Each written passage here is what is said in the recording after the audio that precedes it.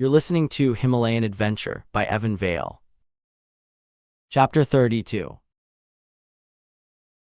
At the same time as the two girls left the rest of the group behind, Dr. Vox was sitting in her small office in the hospital, using the scalpel-like claw of her right index finger to slice open a white envelope containing the results of the DNA tests she ordered for Mohawk, Maine, and Flat Top. As she did so, she glanced at the clock on her desk. It was a few minutes after midnight. Time to go home and get some sleep, except she was curious to know what the DNA test results were. She yawned, revealing a set of teeth like a panther. It was a gesture that, if seen by a human, was guaranteed to scare the bejesus out of them.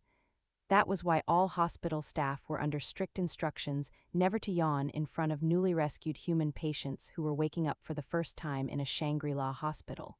It was a recipe for heart attacks, and there was nothing more unfortunate than a yeti rescue team saving a human from certain death in the mountains, only to have it die from stress at the sight of a yawning hospital orderly. Vox threw the empty envelope in the bin and thumbed through the documents, reading each one with growing disbelief. By the time she got to the last page, her tiredness had vanished. Dr. Gorgon was right to order DNA tests. The results indicated that the patients were human, but that their genomes had been altered by the addition of genetic material from a non-human species, most likely that of a silverback gorilla, an endangered species of large ape commonly found in the jungles of Africa. The report following the test results stated that the genetic mutation had most likely been achieved via the transplantation of embryonic cells from a gorilla into a human embryo, but given the sophistication of the genetic restructuring, that conclusion was speculative at best. The technology to create such hybrid creatures was beyond the capabilities of doctors in Shangri-La and was not believed to exist in Europe or America. The notes on the bottom of the last page indicated that the laboratory technicians were so surprised by the results that they ran the tests twice to ensure their equipment was functioning properly. Vox leaned back in her chair and considered the situation. Her suspicions about the patient's appearances had turned out to be correct. Their ape-like traits were the result of the gorilla DNA in their genome. What was more interesting was that the ape genes had been inserted deliberately. This wasn't an extreme example of natural selection. The report concluded that the genetic additions were the result of the transplantation of gorilla cells into the embryo of a human being. A sophisticated, controlled medical procedure, the ramifications of that were far-reaching.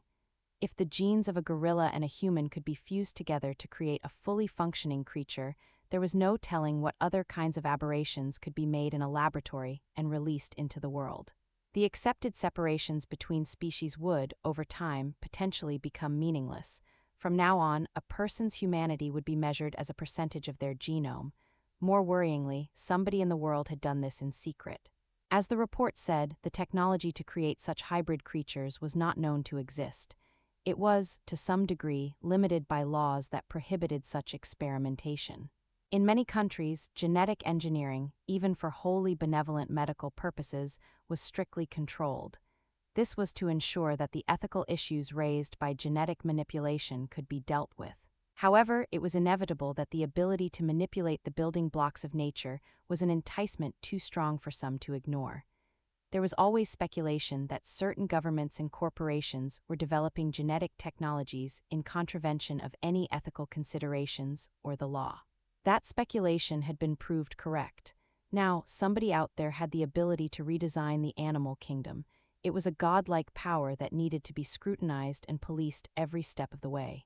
And it belonged in the hands of the many, not the few. Vox wondered who was responsible. The three patients carried South Korean passports, but that probably meant nothing. The fact of the matter was that Mohawk, Maine, and Flat Top could have been made in a test tube anywhere in the world, and every major corporation and government was a possibility. There was a knock on the door. Vox looked over and saw Dr. Gorgon step into her office. In one hand, he firmly clasped his walking stick, and in the other he was holding a copy of the test results. "Couldn't wait till tomorrow?" he asked, indicating the DNA report on her desk with a nod of his head. Vox glanced at the documents in his hand and replied, "Looks like neither of us could." Gorgon chuckled and eased himself into an empty chair. "This one is getting rather interesting," he said. "You were right, they're not entirely human after all. I never expected to find evidence of genetic splicing, though," Vox mused. Gorgon snorted.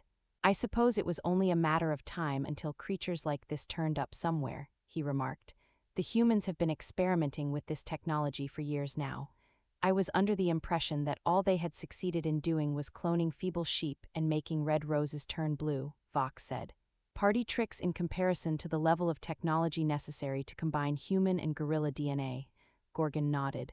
Yes, he replied. This is decades ahead of anything I'm aware of. It must have cost a fortune to develop. A long-term investment of billions of dollars, probably. That's a lot of money just to create 3 really ugly humans with socially unacceptable amounts of body hair, Vox said. Gorgon laughed. They're more than that, though, he said. 2.5 meters tall, 150 kilograms each, immensely strong by human standards, they must be formidable fighters. Vox frowned. You mean, do you think they're soldiers? She asked. I'm almost certain they're the product of some kind of military program, Gorgon declared. Why? Vox asked. Because of how much it must have cost to make them, Gorgon explained. It must be military funding. Aside from that, what other reason would there be to create a 150-kilogram gorillin? Vox paused at the unfamiliar word. A gorillin? She asked. Gorilla plus human, Gorgon said with a smile. He shrugged. I made it up. We have to call them something. They're more human than gorilla, Vox replied. How about humilla? Gorgon grimaced. Neither option really works, he mused. How about we call them parahumans for now? Very well, Vox agreed. Anyway, I'm not sure they're soldiers. Humans produce hybrids for non-military reasons, like for the testing of drugs and the production of organs suitable for transplantation. True, but that's in mice and other simple mammals, Gorgon said. Never human hybrids. Vox opened a file on her desk and withdrew a picture of Mohawk. She held it up and said, It's hard to believe they're soldiers with haircuts like that. Gorgon wasn't convinced. Those haircuts could just be part of their disguise, he suggested. What, pretending to be members of a punk rock band or something? Vox asked skeptically. Looks like they've fooled everybody so far, Gorgon said.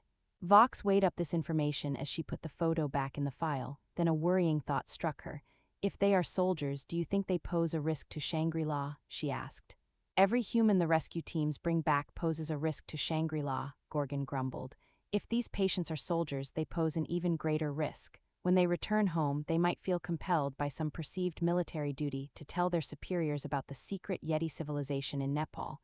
But they don't know where Shangri-La is, Vox said. The rescue teams make sure of that when they bring humans in and take them out, so no matter what their intentions are, we are probably worrying about nothing. After they leave, they can't ever find Shangri-La. Gorgon shook his head. I hope so, he replied. In any event, we should inform the council of this in the morning. Will the council stop them from leaving? Asked Vox. I doubt it, Gorgon replied. There would be no point, we'd have to let them go eventually. We're not going to imprison them in Shangri-La forever. Somebody could question them, Vox pressed. We might be able to find out what their intentions are. All that would do, Gorgon said, would be to alert them to our suspicions. Gorgon stood up with a sigh, leaning heavily on his walking stick, and hobbled towards the door. Vox looked at the test results on her desk. Do you think they know? She asked. Gorgon paused. Do I think the parahumans know what? He repeated. That they're half gorilla, Vox said. The elderly Yeti paused in the doorway and thought for a moment. It's hard to see how they don't. They're not exactly like other humans, he grunted, then closed the door behind him. Vox nodded to herself but wondered if Dr. Gorgon was right. That is the end of this chapter. To listen to the next chapter on YouTube or to purchase the digital ebook from Amazon, see the links in the description.